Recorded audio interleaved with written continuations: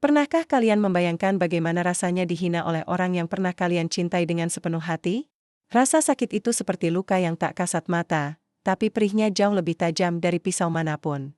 Itulah yang dialami oleh seorang pria bernama Raka, seorang lelaki sederhana berusia 32 tahun yang tinggal di sebuah desa kecil di pinggiran kota.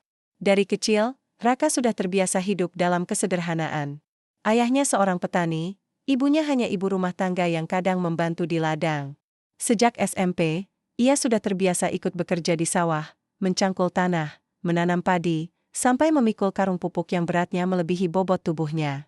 Karena itu, tubuh Raka kekar bukan karena latihan di gym, melainkan di tempat kerja keras di bawah terik matahari. Namun, di balik kekuatan fisiknya, Raka memiliki hati yang sangat lembut. Ia adalah sosok yang penyayang, setia, dan tak pernah berhenti berusaha membuat orang yang dicintainya bahagia. Beberapa tahun lalu, Raka bertemu dengan seorang perempuan cantik bernama Maya. Usianya sebaya, tetapi penampilannya selalu memikat. Maya lahir dari keluarga pedagang di kota kecil, hidupnya tidak terlalu mewah, tapi cukup berkecukupan. Saat pertama kali bertemu, Maya kagum dengan ketulusan Raka. Meski hanya seorang petani, Raka selalu penuh perhatian, suka menolong, dan mampu membuat Maya merasa istimewa. Cinta pun tumbuh, hingga mereka memutuskan untuk menikah. Di awal pernikahan, semuanya tampak indah. Mereka saling melengkapi, saling menguatkan, dan Maya pun sempat berkata bahwa ia tidak peduli apakah Raka kaya atau miskin, karena yang ia butuhkan hanyalah cinta yang tulus. Kata-kata itu sempat membuat Raka yakin bahwa ia telah menemukan belahan jiwa sejatinya. Namun, seiring berjalannya waktu, realitas kehidupan mulai menguji janji-janji itu. Maya ternyata tidak tahan dengan kesederhanaan yang mereka jalani. Setiap pagi, Raka harus berangkat ke sawah dengan pakaian lusuh, sepatu boot kotor, dan tubuh penuh keringat. Pulangnya, ia hanya membawa hasil panen secukupnya untuk makan sehari-hari. Kadang-kadang, ketika musim kemarau panjang datang, sawah tidak menghasilkan apa-apa, dan mereka harus berhemat habis-habisan. Maya yang terbiasa dengan kehidupan kota mulai merasa malu. Ia membandingkan dirinya dengan teman-temannya yang suaminya bekerja di kantor, berpakaian rapi, dan punya penghasilan tetap. Saat reuni sekolah, Maya bahkan sering menolak ajakan Raka untuk ikut hadir, karena ia takut ditanya oleh teman-temannya, "Suamimu kerja apa sekarang?" Lambat laun, hinaan mulai keluar dari mulut Maya. Kata-kata yang dulu penuh cinta berubah menjadi kalimat penuh racun. "Raka, sampai kapan kita hidup miskin begini? Kamu cuma petani. Lihat tetangga kita, suaminya kerja di bank, istrinya bisa belanja setiap minggu.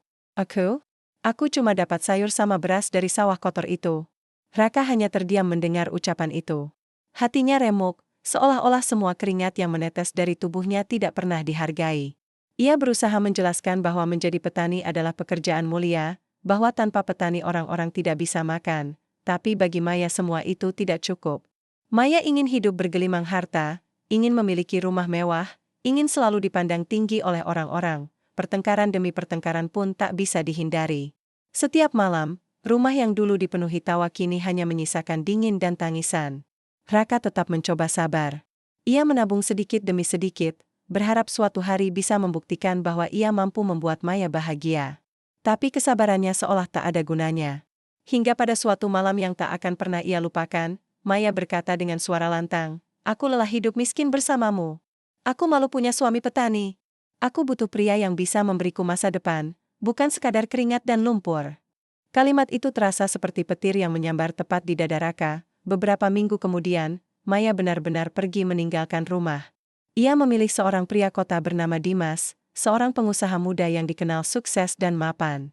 Tanpa menoleh ke belakang, Maya melangkah pergi dengan wajah penuh kebanggaan, seakan-akan ia baru saja terbebas dari belenggu kemiskinan. Raka hanya bisa berdiri di depan rumah sederhana mereka, menatap punggung perempuan yang pernah ia perjuangkan dengan sepenuh hati. Hatinya hancur berkeping-keping, namun ia tidak punya kuasa untuk menahan. Sejak hari itu, hidup Raka terasa seperti malam panjang yang tidak pernah berakhir. Setiap kali ia pergi ke sawah, ia teringat wajah Maya yang kini bukan lagi miliknya. Setiap kali ia menatap langit sore, ia bertanya dalam hati, mengapa cinta bisa berubah sekejam itu? Apakah menjadi petani memang aib yang pantas dihina? Tetapi di tengah rasa sakit yang dalam itu, Raka juga mulai sadar, mungkin inilah titik balik hidupnya. Mungkin penghinaan itulah yang akan menjadi api penyemangat untuk membuktikan bahwa harga diri seorang petani tidak bisa diukur dengan harta semata, hari-hari setelah kepergian. Maya adalah masa yang paling kelam dalam hidup Raka. Setiap sudut rumah terasa kosong, dingin, dan sunyi. Kursi kayu di ruang tamu yang biasanya ditempati Maya untuk sekadar minum teh kini dibiarkan berdebu. Dapur yang dulu ramai dengan celoteh Maya, kini hanya dipenuhi suara sendok dan panci yang dipukul Raka sendiri saat memasak nasi seadanya. Malam-malamnya pun berubah menjadi panjang. Ia kerap duduk di teras, menatap langit penuh bintang sambil merenung, bertanya-tanya, apakah dirinya memang tak pantas dicintai hanya karena ia seorang petani? Namun, dari luka terdalam itu, perlahan muncul bara semangat. Raka mulai berpikir bahwa tidak ada gunanya meratapi nasib. Kalau aku terus bersedih, Maya tidak akan kembali. Tapi kalau aku bangkit, setidaknya aku bisa membuktikan bahwa hinaan itu salah. Aku bukan pria gagal. Aku hanya butuh waktu untuk menunjukkan hasil kerja keras ini. Pikiran itu ia ulang setiap hari. Hingga akhirnya menjadi tekad bulat yang membakar hatinya, Raka mulai lebih serius menggarap lahan sawahnya. Dulu, ia hanya menanam padi dan menjual hasil panen dalam jumlah kecil ke tengkulak, sehingga harga selalu ditekan rendah.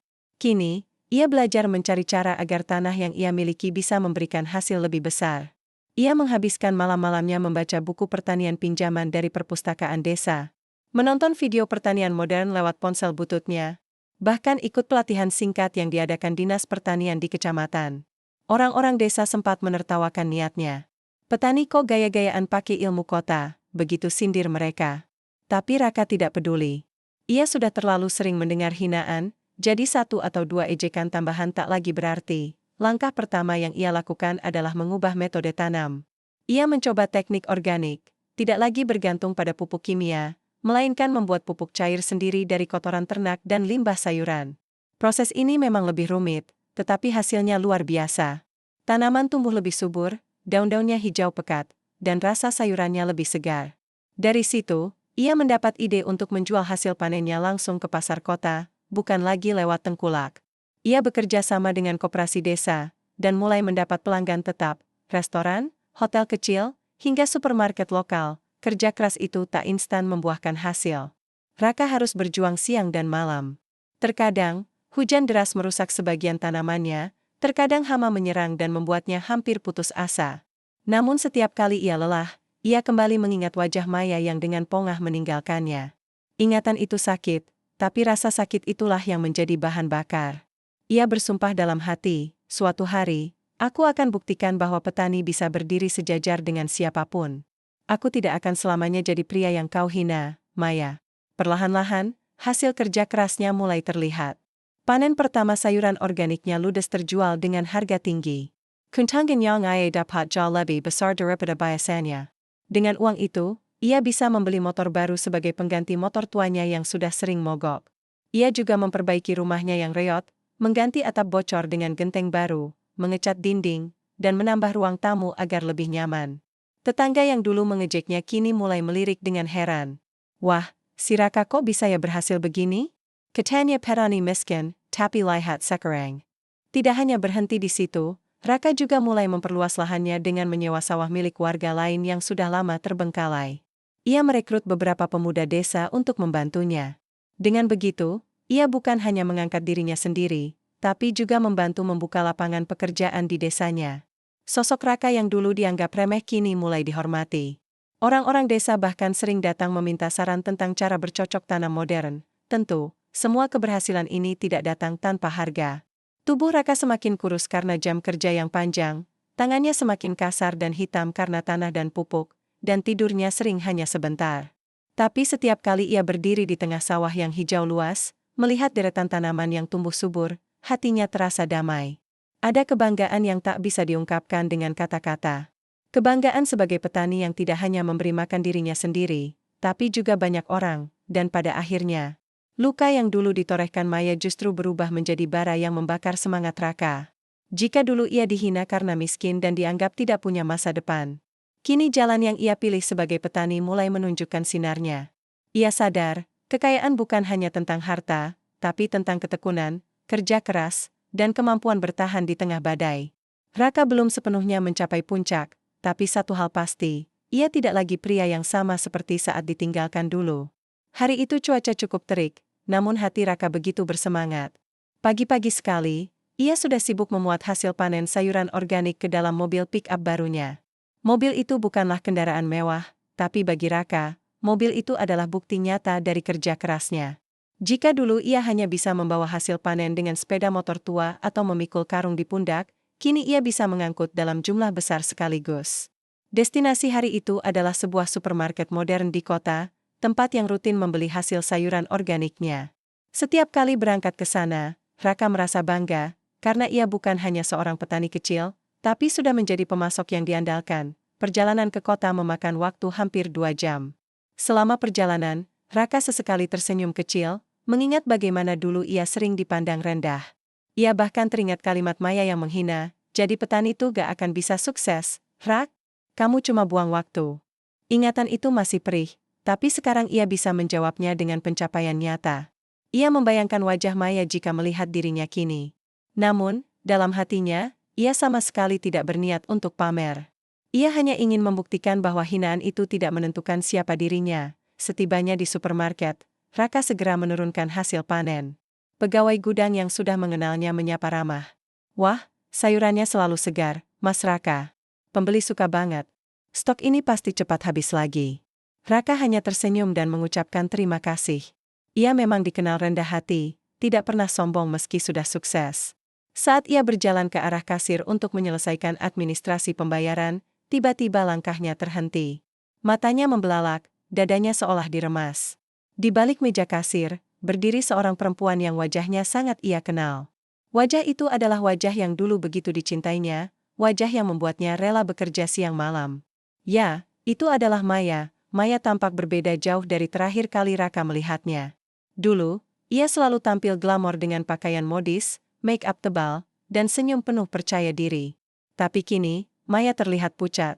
Rambutnya yang dulu selalu terawat kini diikat sederhana, wajahnya tampak letih, dan pakaian kasir yang ia kenakan membuatnya terlihat jauh dari citra mewah yang dulu ia banggakan. Maya juga tampak gugup ketika matanya bertemu dengan Raka. Sekilas, ia menunduk, lalu kembali menatap dengan sorot mata campuran antara kaget, malu, dan menyesal. Raka, suara Maya bergetar, lirih, seakan ia sendiri tak percaya. Raka berdiri diam beberapa detik, menahan berbagai emosi yang campur aduk. Ada marah, ada sakit hati, tapi juga ada iba. Akhirnya, ia hanya mengangguk pelan. Iya, Maya. Lama tidak bertemu. Orang-orang di sekitar mereka ikut memperhatikan. Ada pelanggan yang penasaran, ada pula pegawai lain yang menoleh. Situasi itu membuat Maya semakin gugup. Dengan suara nyaris berbisik, ia berkata, kamu sekarang beda sekali. Kamu sukses, ya? Kalimat itu keluar begitu saja, penuh keterkejutan. Raka tidak langsung menjawab. Ia hanya tersenyum tipis. Dalam hatinya, ia merasa ironis. Perempuan yang dulu dengan sombong meninggalkannya karena merasa ia miskin, kini berdiri di hadapannya dalam keadaan jauh dari kata bahagia. Ia kemudian berkata dengan nada tenang, aku hanya berusaha sebaik mungkin. Hidup harus terus berjalan, kan? Seorang supervisor supermarket menghampiri untuk mengurus dokumen pembayaran. Ia menyalami Raka dengan penuh hormat, bahkan memuji kualitas produknya. Sayuran Mas Raka ini yang paling dicari pembeli, kualitasnya bagus sekali. Kami senang bekerja sama dengan Anda. Ucapan itu terdengar jelas oleh Maya. Wajahnya semakin memerah. Seolah-olah setiap kata supervisor itu adalah tamparan yang mengingatkannya pada keputusannya dulu. Setelah urusan selesai, Raka hendak pergi. Tapi Maya menghentikan langkahnya dengan suara terbata. Rak, bisa kita bicara sebentar? Raka menoleh, tatapannya tenang namun tegas. Di dalam hatinya, ia masih menyimpan luka, tetapi ia tidak lagi pria yang sama seperti dulu. Dengan nada singkat, ia menjawab, nanti saja. Maya, aku masih ada banyak pekerjaan. Ia kemudian berjalan pergi, meninggalkan Maya yang berdiri terpaku. Menunduk dengan mata berkaca-kaca, sejak pertemuan itu, Maya tak bisa tidur nyenyak. Ingatan tentang wajah Raka yang penuh percaya diri menghantuinya. Ia menyesal, sangat menyesal. 5 hari sebelumnya, ia masih menganggap Raka hanyalah petani biasa yang tidak akan pernah bisa berubah. Kini, Kenyataan menempar keras wajahnya. Ia sadar, roda kehidupan benar-benar berputar. Sementara ia sendiri terjebak dalam penderitaan akibat keputusan salahnya. Raka justru bangkit dari keterpurukan dan menjadi sosok yang dikagumi banyak orang. Malam itu, Setelah pertemuan tak terduga di supermarket, Maya tak bisa memejamkan mata. Ia berbaring di kasurnya yang sederhana, di dalam sebuah kamar kontrakan sempit. Namun pikirannya terus melayang pada sosok Raka. Bayangan tentang pria yang dulu ia hina sebagai petani miskin, kini menjelma sebagai sosok penuh percaya diri. Disegani banyak orang, bahkan dihormati oleh pihak supermarket besar. Setiap kali ia memejamkan mata, wajah Raka dengan senyum tipisnya muncul begitu jelas, membuat hatinya digelayuti rasa sesal yang amat dalam. Sambil menatap langit-langit kamar, Maya menangis dalam diam. Hidupnya kini jauh berbeda dari yang ia bayangkan ketika memilih meninggalkan Raka. Dulu, ia begitu yakin bahwa menikah dengan Dimas, seorang pengusaha muda kota, akan membuat hidupnya bahagia. Ia membayangkan akan tinggal di rumah besar, berbelanja barang-barang mewah, dan bepergian dengan mobil mahal. Namun kenyataan justru pahit. Dimas ternyata bukan pria setia. Setelah bisnisnya jatuh karena hutang besar, ia meninggalkan Maya begitu saja, tanpa uang, tanpa rumah, tanpa kasih sayang. Maya yang dulu memandang rendah pekerjaan suaminya, kini harus bekerja sebagai kasir dengan gaji pas-pasan hanya untuk bertahan hidup. Beberapa hari setelah pertemuan itu, Maya memberanikan diri mendatangi desa tempat Raka tinggal. Ia berdiri lama di depan rumah baru Raka yang sudah direnovasi, lebih bagus dari rumah mereka dulu. Dindingnya sudah dicat rapi, halaman depan tertata, bahkan terlihat ada motor baru terparkir di samping rumah. Maya tertegun, hatinya perih. Ia teringat betapa dulu rumah itu sering ia keluhkan, atap bocor, dinding kusam, lantai tanah yang dingin. Saat itu ia merasa malu tinggal di sana. Tapi sekarang, rumah itu terlihat jauh lebih hangat dan pantas disebut rumah impian. Raka yang baru pulang dari sawah melihat Maya berdiri di depan pagar. Ia sempat terkejut, namun segera menguasai diri. Dengan nada tenang, ia berkata, Maya? Ada perlu apa datang ke sini? Maya menunduk. Air matanya langsung jatuh tanpa bisa ia tahan. Rak, aku hanya ingin bicara. Aku salah. Aku benar-benar salah meninggalkanmu dulu. Suaranya bergetar, penuh penyesalan. Raka menatapnya lama, mencoba menenangkan hatinya sendiri. Kenangan pahit saat ditinggalkan begitu jelas terbayang. Kata-kata Maya yang menghina pekerjaannya masih terpatri kuat di kepalanya. Namun, kini Maya berdiri di depannya, rapuh, jauh dari sosok angkuh yang dulu dengan percaya diri meninggalkan rumah itu. Dengan nada tenang, Raka akhirnya berkata, Maya, dulu kamu memilih pergi, dan aku tidak pernah menghalangi. Itu hakmu. Tapi mengapa sekarang kamu datang lagi? Maya terisak, aku menyesal, Rak. Aku kira jadi petani itu tak ada masa depan. Aku kira kamu tidak akan pernah berubah. Aku salah. Kamu jauh lebih baik dari siapapun yang pernah aku kenal. Kalau saja aku tidak meninggalkanmu waktu itu, mungkin hidupku sekarang berbeda. Kata-kata itu keluar dengan terbata-bata, namun tulus. Orang-orang desa yang kebetulan lewat menoleh penasaran, ada yang berhenti sebentar, ada pula yang berbisik-bisik. Situasi itu membuat Maya semakin malu, tetapi ia tidak bisa menahan diri lagi. Raka menarik napas panjang. Ia lalu menjawab dengan suara mantap, Maya, aku bukan siapa-siapa tanpa hinaanmu dulu. Justru karena kata-kata pedasmu, aku bangkit dan bekerja lebih keras. Aku bersyukur atas apa yang aku capai sekarang. Tapi jangan salah sangka, aku tidak membenci kamu. Aku sudah memaafkan, tapi aku tidak bisa melupakan. Kata-kata itu membuat Maya semakin terisak. Ia berusaha mendekat, namun Raka mengangkat tangannya, memberi jarak. Maya, aku ingin kamu tahu, aku bahagia dengan jalan hidupku sekarang. Aku tidak menyesal pernah mencintaimu, tapi aku juga tidak ingin kembali ke masa lalu. Hidup harus terus maju, bukan mundur. Ucapan itu sederhana, tapi terasa seperti palu godam yang menghantam hati Maya. Ia sadar, pintu yang dulu ia tutup dengan sombong, kini sudah tidak bisa dibuka lagi. Dengan suara lirih, Maya berbisik, jadi, tidak ada lagi kesempatan untukku? Raka menatapnya dengan mata sendu, lalu menjawab, kesempatan itu sudah hilang sejak kamu sendiri yang menutupnya. Kamu pergi saat aku jatuh, sekarang aku berdiri bukan untukmu, tapi untuk diriku sendiri dan orang-orang yang percaya padaku. Air mata Maya mengalir deras. Ia menutup wajahnya dengan kedua tangan, lalu berbalik pergi dengan langkah gontai. Orang-orang desa yang menyaksikan kejadian itu menggeleng pelan. Beberapa di antara mereka berbisik, kasihannya, terlambat menyesal. Sementara itu, Raka berdiri tegak di depan rumahnya, menatap langit yang mulai memerah di ufuk barat. Ada rasa lega di hatinya. Ia merasa beban masa lalunya sudah terlepas. Malam itu, Raka duduk di teras rumahnya, menatap sawah yang menghampar di kejauhan. Ia tahu, perjalanan hidupnya masih panjang. Tapi satu hal pasti, ia tidak lagi pria yang dulu mudah diremehkan. Ia kini adalah bukti nyata bahwa kerja keras bisa mengubah hinaan menjadi kehormatan. Dan Maya, sayangnya, hanya bisa menyesali keputusan yang tak bisa diulang kembali. Kabar tentang pertemuan antara Raka dan Maya akhirnya menyebar luas di desa. Orang-orang yang menyaksikan kejadian itu menceritakannya dari mulut ke mulut, hingga dalam hitungan hari kisah tersebut menjadi perbincangan hangat. Bahkan, tidak sedikit anak muda yang menjadikan Raka sebagai teladan.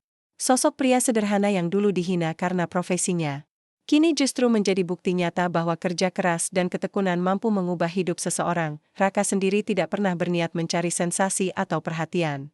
Ia tetap menjalani hidupnya dengan rendah hati. Setiap pagi ia masih turun ke sawah, masih mencangkul tanah dengan tangannya sendiri, masih mengawasi pekerja yang ia rekrut dengan penuh tanggung jawab. Bedanya, sekarang setiap langkah yang ia ambil dipenuhi rasa percaya diri. Ia tidak lagi merasa rendah hanya karena statusnya sebagai petani. Sebaliknya, ia bangga karena bisa memberi makan banyak orang dari hasil jerih payahnya. Sementara itu, Maya hidup dalam bayang-bayang penyesalan. Setiap kali ia melewati sawah Raka yang kini semakin luas, hatinya terasa diremas.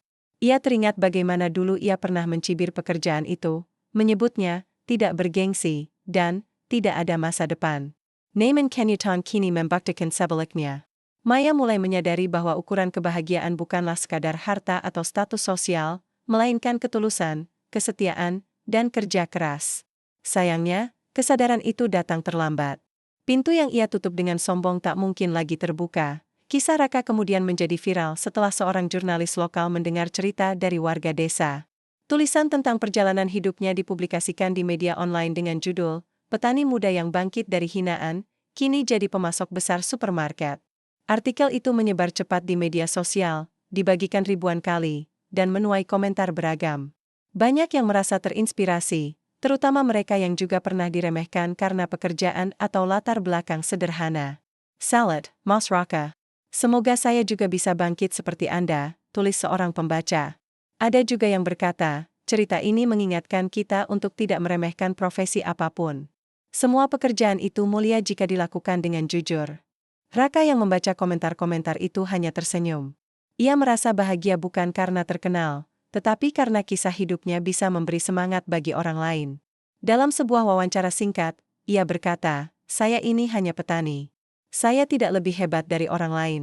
Bedanya, saya tidak berhenti berusaha meski pernah dihina. Saya percaya, kerja keras dan doa tidak akan pernah sia-sia." Kalimat sederhana itu membuat banyak orang menitikkan air mata haru. Bagi Raka, keberhasilan sejatinya bukan hanya diukur dari uang atau aset yang kini ia miliki. Keberhasilan sejati adalah ketika ia mampu berdiri tegak setelah jatuh, mampu tersenyum meski pernah disakiti, dan mampu membuktikan bahwa harga diri seseorang tidak bisa ditentukan oleh hinaan orang lain. Ia juga belajar bahwa cinta sejati adalah cinta yang bertahan dalam susah maupun senang.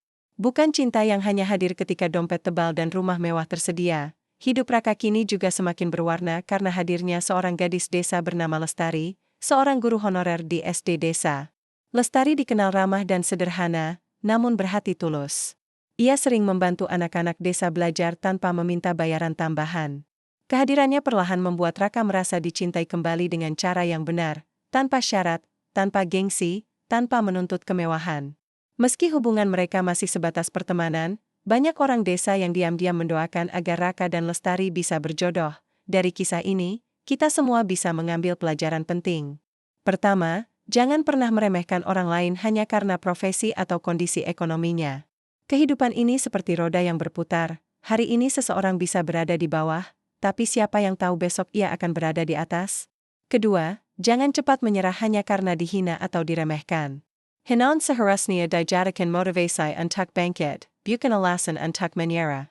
Ketiga, kebahagiaan sejati bukanlah soal harta, melainkan tentang hati yang tenang, kerja keras yang dihargai, dan cinta yang tulus. Bayangkan jika Raka menyerah waktu itu, membiarkan hinaan Maya menghancurkan semangatnya.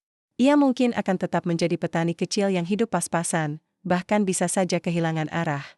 Tapi karena ia memilih untuk bangkit, hidupnya berubah total.